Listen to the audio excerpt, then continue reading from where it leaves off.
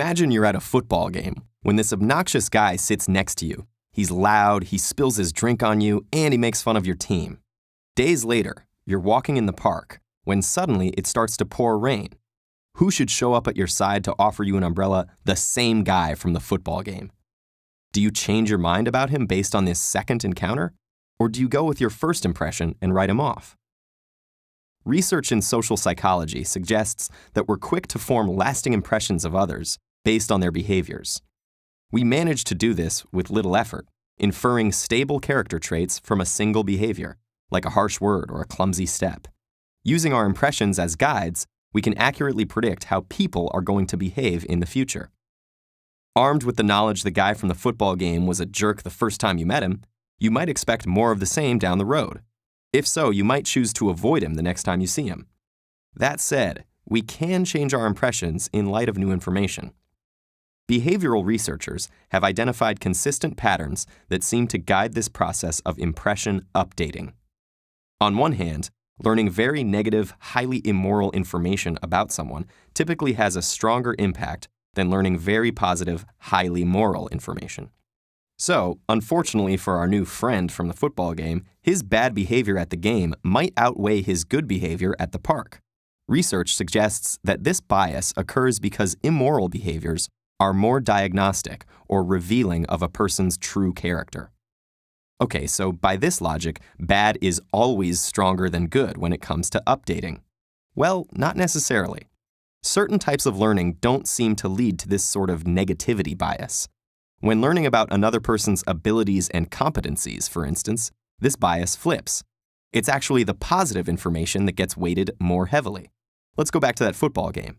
If a player scores a goal, it ultimately has a stronger impact on your impression of their skills than if they miss the net. The two sides of the updating story are ultimately quite consistent. Overall, behaviors that are perceived as being less frequent are also the ones that people tend to weigh more heavily when forming and updating impressions. Highly immoral actions and highly competent actions. So, what's happening at the level of the brain when we're updating our impressions? Using fMRI, or functional magnetic resonance imaging, researchers have identified an extended network of brain regions that respond to new information that's inconsistent with initial impressions. These include areas typically associated with social cognition, attention, and cognitive control. Moreover, when updating impressions based on people's behaviors, activity in the ventrolateral prefrontal cortex and the superior temporal sulcus correlates with perceptions of how frequently those behaviors occur in daily life. In other words, the brain seems to be tracking low-level statistical properties of behavior in order to make complex decisions regarding other people's character. It needs to decide, is this person's behavior typical, or is it out of the ordinary?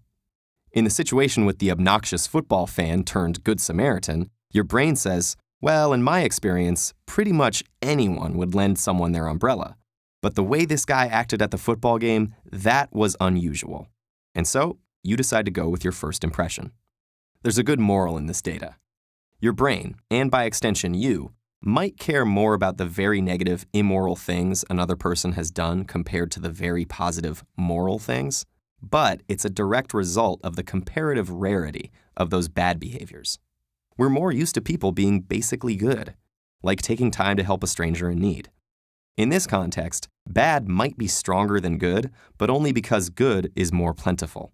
Think about the last time you judged someone based on their behavior, especially a time when you really feel like you changed your mind about someone. Was the behavior that caused you to update your impression something you'd expect anyone to do, or was it something totally out of the ordinary?